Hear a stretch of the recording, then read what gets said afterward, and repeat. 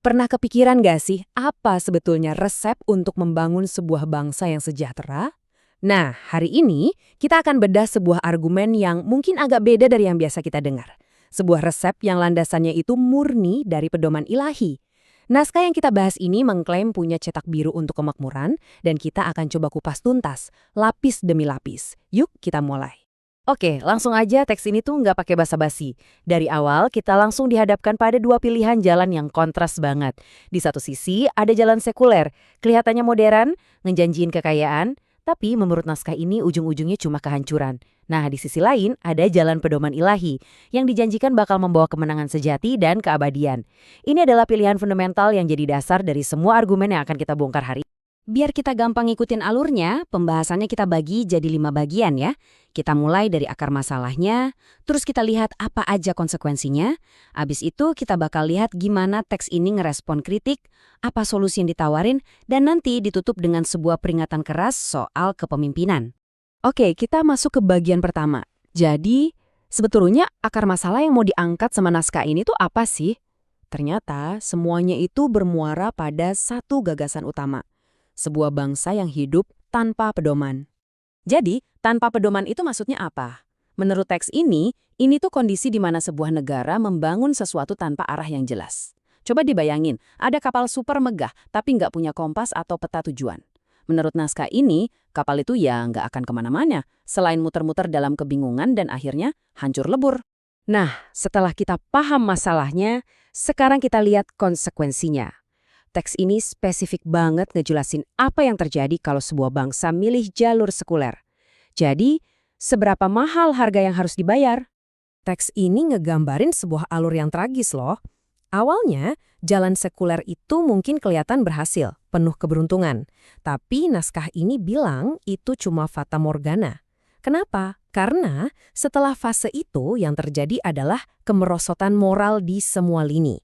Sosial, ekonomi, politik. Dan puncaknya, keruntuhan massal yang katanya hampir mustahil buat diperbaiki. Buat memperkuat poin ini, teksnya mengutip sebuah ayat yang dalam banget. Intinya gini, kamu boleh aja punya semua kekayaan di muka bumi ini. Tapi di mata Tuhan, semua itu nggak akan bisa dipakai buat menebus kamu dari hari penghakiman.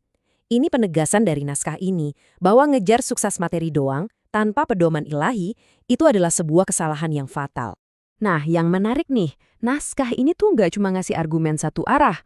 Penulisnya seolah udah ngantisipasi keraguan dari pembaca dan mencoba jawab pertanyaan paling sulit secara langsung. Yuk kita lihat gimana cara dia menghadapi orang-orang yang skeptis. Dan inilah dia pertanyaan puncaknya. Pertanyaan yang mungkin sering banget kita dengar. Teks ini dengan berani mengangkatnya. Kalau pedoman ilahi emang kunci kemajuan, terus mana buktinya? Di mana negara Islam yang maju di dunia saat ini? Ini tantangan terbesar buat argumennya, dan sekarang kita akan lihat gimana naskah ini mencoba menjawabnya. Jawabannya ternyata nggak sesimpel itu. Teks ini membangun argumen balasan dari dua sudut pandang. Pertama, dari kacamata sejarah, dan kedua, dari syarat-syarat teologis yang katanya harus dipenuhi. Kita bakal bongkar dua-duanya. Dari perspektif sejarah, argumennya begini. Islam, yang usianya baru 14 abad, dianggap masih muda. Naskah ini ingetin kita sama zaman keemasan peradaban Islam, dan bahkan mengklaim kalau Eropa di abad pertengahan itu bisa bangkit karena minjem ilmu dari dunia Islam. Proyeksi ke depannya, para cendekiawan di masa depan akan datang ke Islam, bukan karena keturunan, tapi karena ilmu pengetahuan. Nah, ini kontras tajam yang digambarkan oleh teks. Di satu sisi, peradaban Islam pada masanya adalah sumber ilmu pengetahuan dan peradaban baru dengan kota-kota yang maju. Sementara itu, kota-kota di Eropa digambarkan masih primitif, dengan jalan yang masih berlumpur, yang sifatnya cuma meminjam ilmu. Konteks sejarah inilah yang dipakai sebagai bagian pertama dari jawaban atas pertanyaan para skeptis tadi. Oke, itu tadi jawaban dari sisi sejarah. Sekarang kita masuk ke bagian kedua jawabannya, yaitu dari sisi teologis. Jadi, kalau kemajuan itu belum kelihatan sekarang, sebetulnya apa sih syarat yang harus dipenuhi untuk mencapai apa yang disebut naskah ini sebagai kemenangan sejati? Kuncinya ada di sini. Ayat ini ngegasin kalau kemenangan itu bukan hadiah gratis yang turun dari langit gitu aja. Kemenangan itu harus diperjuangkan dengan cara mengikuti hukum Tuhan. Jadi ini bukan soal menunggu, tapi tentang usaha aktif dan memenuhi serangkaian syarat. Kemenangan itu harus diusahakan. Terus, apa aja syaratnya? Teks ini ngerangkumnya jadi 5 poin utama. Pertama, iman atau keyakinan. Kedua, perjuangan, baik dengan harta maupun diri sendiri. Ketiga, amal soleh atau perbuatan yang produktif. Dan yang gak kalah penting, ada 2 syarat sosial, saling menasehati dengan logika dan kebenaran, serta saling menasehati dengan penuh kesabaran. Kalau mau kita sederhanakan lagi, kita bisa lihat ini sebagai 3 pilar utama menuju kemenangan. Fondasinya itu adalah iman atau keyakinan. Kemudian iman itu harus diwujudkan dalam tindakan nyata, yaitu amal soleh.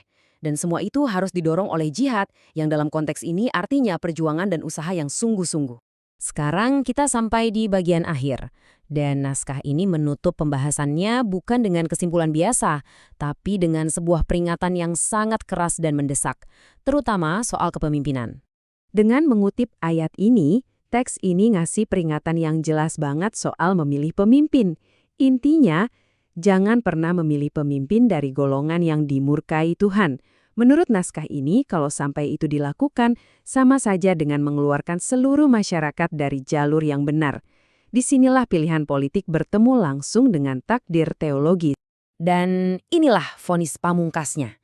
Naskah ini menyimpulkannya dengan lugas, tanpa basa-basi. Salah memilih pemimpin, menurut argumen ini bukan sekedar blunder politik. Ini adalah kesalahan fatal yang konsekuensinya adalah bencana, baik di dunia ini maupun di akhirat. Jadi taruhannya nggak bisa lebih tinggi lagi. Jadi setelah kita bedah semua ini, kita ditinggalkan dengan satu pertanyaan besar. Kalau memang kepemimpinan itu adalah kuncinya, bagaimana caranya sebuah masyarakat bisa secara kolektif memilih jalan yang benar? Gimana mereka bisa memastikan kalau pilihan mereka itu akan membawa pada kemenangan dan bukan bencana? Naskah ini nggak memberikan jawaban yang mudah, dan justru meninggalkan kita semua untuk memikirkan hal itu. Terima kasih sudah menyimak.